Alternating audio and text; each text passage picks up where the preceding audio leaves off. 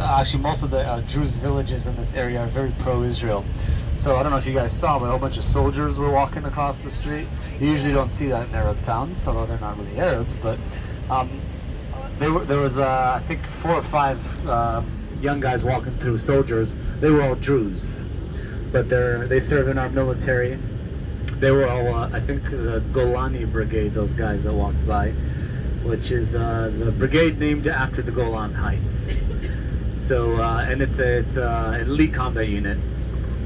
I mean, it's a combat unit. So these guys definitely serve in our military, and we definitely appreciate it. And the funny thing is, like I said, not all of them are pro-Israel, but you can tell there's a clear-cut difference between the ones that do and the ones that don't. The ones that do, you can see prosper. If you come here on a weekend, this place is packed with Israelis. Okay, so all throughout the week you'll have the locals eating in the restaurants, a couple Israelis, tours that come through, but on the weekends all the Israelis go out. There's hiking galore in this area.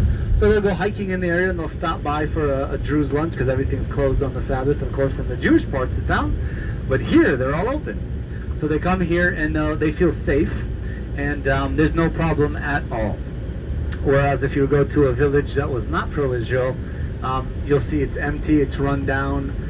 They may have a couple restaurants, but only the locals eat there. No Israelis will go there because they don't feel safe.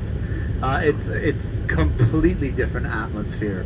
So you can see anyone, and this is true for anyone that has chosen to partake in Israeli society. You can see that their businesses, their life will prosper a lot more than those that choose to go against Israel. Whether it's just because that's the way we are, or maybe it's a spiritual thing, a biblical thing, I don't know. But anyway, on the left, that's Mount Hermon. So that's our ski resort in the winter time. I know it's hard to see right now, but we'll get a better view. And you can see the all the antennas and stuff on top. That's a military base. So there is no better view of Syria than the top of that mountain. But we'll go to the second best thing. So we've now officially ascended to the top of the Golan Heights. Actually, as soon as we came up through that village was the last of the ascent up, and we've peaked. Now, the Golan Heights is this kind of plateau area that you can see all these little hills throughout the entire plateau. These are all extinct volcanoes. Okay? That's why we have that black basalt rock down towards the Sea of Galilee. From here all the way down south, the main type of rock is that black basalt. It is a very, very tough rock, very hard rock, and that's the main reason why the ancient cities chose this rock to build with, besides the fact that it's the local stone. Today, the Golan Heights, for the most part, is the most abandoned part of the state of Israel, other than the desert. And the reason for this is because of that stone. It takes a lot of effort, a lot of back-breaking effort to plow the land here and try to overturn the earth, pull all the rocks out, and plant something. And this has been pretty much the rule for thousands of years now. So the soil here is very, very fertile because it's been left for so long. And because of all the minerals from the volcanic activity in the region here. So there's a few industries that have chosen to take that extra effort and that financial burden to do all this. And the main one, the first and main one, is the viniculture. So you have a whole bunch of what we call boutique wineries in the Golan Heights. You have major wineries, one of which called Golan Heights Winery, very famous one, or Yarden is another, it's owned by Golan, but they're higher end wines. And many other boutique wineries here. And they've chosen to come and produce all those different varieties of grapes up here because of the mineral content. So a lot of wines that are grown and made in this area taste a little bit different than the wines in the rest of the country. Meaning if you grow the exact same grape here, you grow the exact same grape elsewhere, the wines will not taste the same, even if you do everything else the same.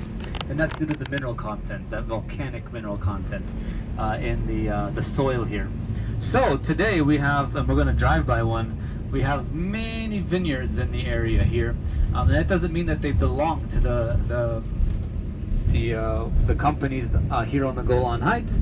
It just means somebody decided to plant their vineyard here and then take it back to wherever their winery is in the land of Israel. A lot of these little boutique wineries will also have one vineyard, and then they'll trade or buy from other vineyards, so they don't have to have all the different types of varieties due to all the problems of growing in this area, but also it's very expensive. Water is a huge issue. So we'll see that in a little bit. Other than that, we'll find different the kibbutz systems that are here. You'll see they all grow different things. I'm just going to finish that conversation that Joshua started about the kibbutzim. Is the whole concept is, for lack of a better term, we'll call it a socialist system. Everything belongs to the community, so nobody owns anything on the kibbutz, except for your iPhone or your family, I guess. Actually, I'm going to take that back. You don't own the other person. You're a family, My wife would have hit me if she was here and she heard me say I own her. But you get what I mean. So nothing belongs to me. It all belongs to the kibbutz. And everything we do is done for the greater good of the kibbutz. Meaning, let's say my job is to milk cows first thing in the morning. So my job is I go 4 o'clock in the morning, I milk the cows. When I'm done, I go to the communal dining hall, I meet everybody else for breakfast. We have breakfast, I go back home, I go to bed, and they go on with their daily chores for the afternoon. Then I wake up, my kids are in school, I go off to lunch, I meet everybody back in the communal dining hall. So the whole point is I don't have to have my own groceries at home. There's a community center there. They have a dining hall. They give you 3 warm meals a day. You have coffee and cookies and things like that in the kibbutzim sometimes in the dining hall, left out for people to come and enjoy and snack. School's free, food's free, houses are free when you turn 18. Or 17, depending on the kibbutz. You get your own apartment. You graduate, go to the military, come back, you get married, you get an apartment. You have 3 kids, you get a house. I made up the 3 part, just whatever the requirements are. You get a house. You retire, you get a villa, and on and on and on. But it all belongs to the kibbutz. But it cost me nothing other than paying into this, meaning my sweat and blood and tears. Okay, so everything belongs to them. Now, because it's a socialist system, you do get a little bit of pocket money, but it's really just enough for the local store. So they have everything subsidized in their stores, so a pack of gum costs next to nothing, but if I walk in, I'm paying full price for it. Okay, so people get this pocket money too, so you can have some milk and coffee and things like that at home, so you don't have to walk to the dining hall for it. But each kibbutz is system. Because they are self-sufficient, they milk their own cows, they have their own chickens, they have their own agriculture, that's not big money. They can sell the extra if they want, they can sell it all if they want, but there's usually some other money-making industry in the kibbutz. I'll give you an example. When my dad immigrated to Israel, he moved to a kibbutz. Number 1, they teach you Hebrew there. Nobody speaks English. Back in the kibbutz he immigrated to anyway. Nobody speaks English. So it's a crash course. Here's 4 months worth of Hebrew. Now you're part of the kibbutz. You have to work every day and no one will speak to you in English. So you have to learn Hebrew. Number 2, the kibbutz, after his what's called ulpan, where you learn your Hebrew, gave him a job. His job was to work on a line in a factory that the kibbutz owned. And what they were doing is they were making microchips. The microchips were part of the guidance system for missiles. So that's what the kibbutz was making. Now, because of the industry that they were partaking in, it was actually a very wealthy kibbutz. So they also had their own meat industry at this kibbutz. So they were, of course, making their own milk, but they weren't killing those cows. They had other cows that they would butcher, and it was a German kibbutz. So they always had their meat, their schnitzels, and their beer. You had to have that, and that's a luxury at a kibbutz. So, but they had the money because they were selling microchips to the military. And their biggest client was actually Saudi Arabia, believe it or not. Saudi Arabia was buying these microchips to put in the guidance systems for their missiles. And my dad was, 28 when he immigrated, and this greatly frustrated him. He said, how can I work in a factory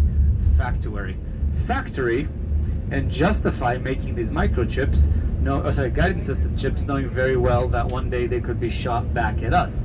And he went and asked the floor manager that was on duty.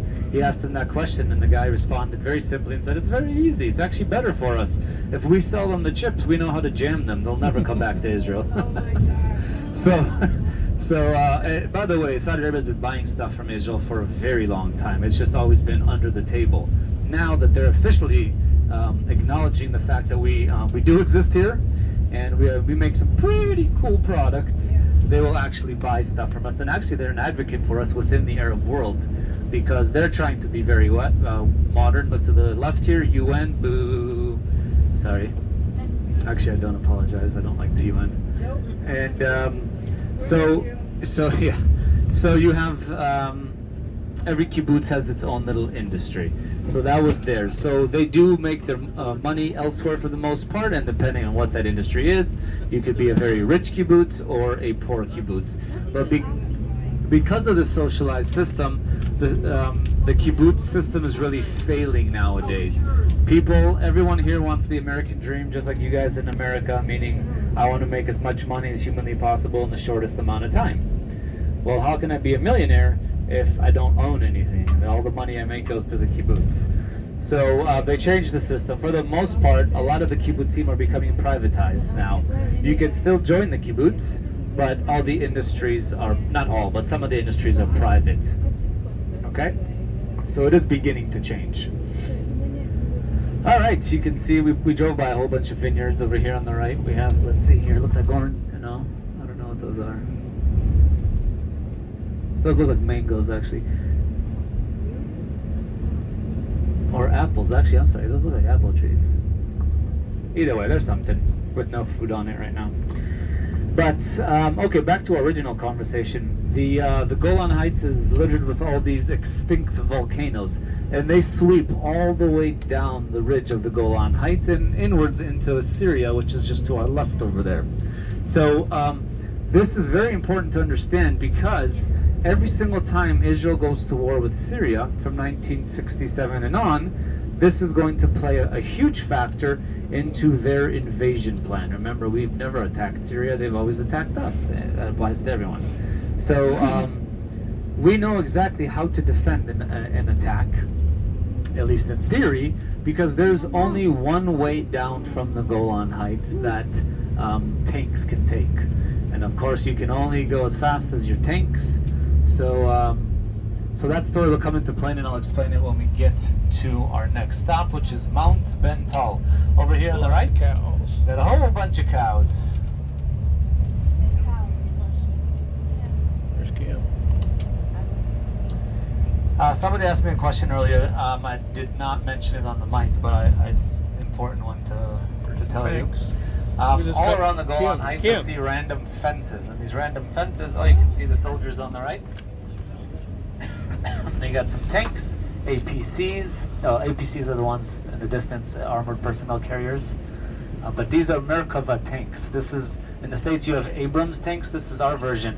You can see the hatchbacks in the back of the tanks. This is the most heavily armored tank in the world. The most heavily armored tank in the world. Our cannons are a lot smaller. Our vehicles are a lot slower. And the reason why, the emphasis is on the life inside, not the vehicle itself. You can always build a new tank. You can't build new humans. So, and we have a limited supply of humans here, at least ones that are willing to fight for the nation. So our emphasis is on the protection of the soldiers. So those little doors that you saw were created in order, if a tank gets hit and you don't die, most tanks will have the hatch on top. You pop the hatch, but the other tank has a gunner, and he's sitting right there aiming at the hatch, waiting for everyone to pop out. As soon as it goes open, there goes the machine gun fire, and you either burn alive in the tank or you get shot going out. That's the only two options you have. So what Israel did is we have a hatch, of course, but we also have that escape hatch in the back. It's that little door. And the point is while everyone's looking at the top, you can pop the hatch on top. Everyone's looking at that, waiting for the first guy to come out. The back doors have been opened, and the soldiers are using the tank for cover to run away. Okay? So it's supposed to hide you and give you some sort of protection as you run away, because everyone's looking up.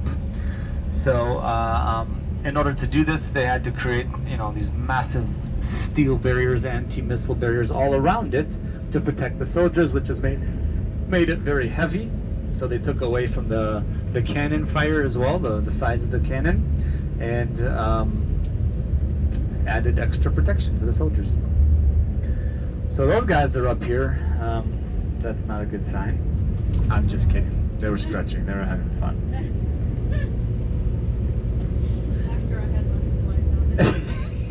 Now that we got the blood flowing with the Turkish coffee, we'll get the blood flowing even faster with the rumors of war. No, what it is everyone knows Joshua's here, and he's kind of a controversial guy in the state of Israel. You either love him or you hate him. So those guys seem to love him. You saw they raised their hands and they were saying, "Hey, buddy."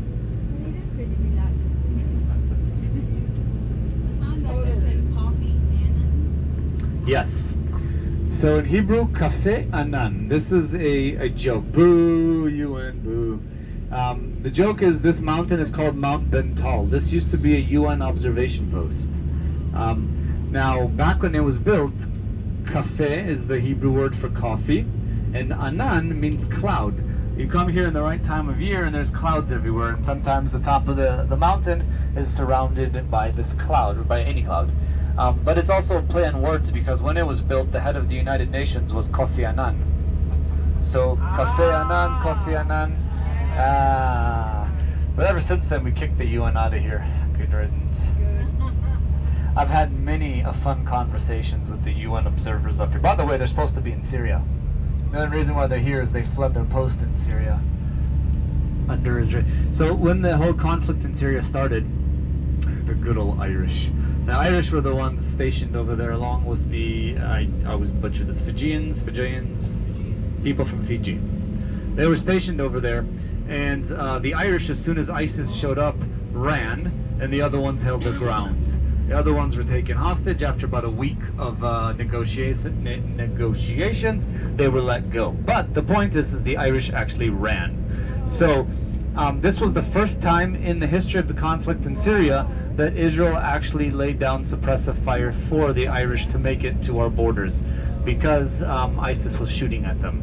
So other than that, Israel has not done a thing when it comes to the conflict in Syria, other than offer medical aid to anybody that shows up to our borders. We were freely handing out medical supplies to anyone that showed up at the border, and they were taking it, and it wasn't making it to the hospitals. They were selling it on the black market. So we stopped doing that. We said, if you need any sort of help, ISIS or anyone alike, show up to the border, and we literally will put you on a helicopter, fly you to the closest hospital, or whatever hospital we need to, get you treated, and then fly you back to the border and say, see you later. So anyone has an option, meaning we're not going to judge you. Whoever you are, life comes first, we'll judge you later.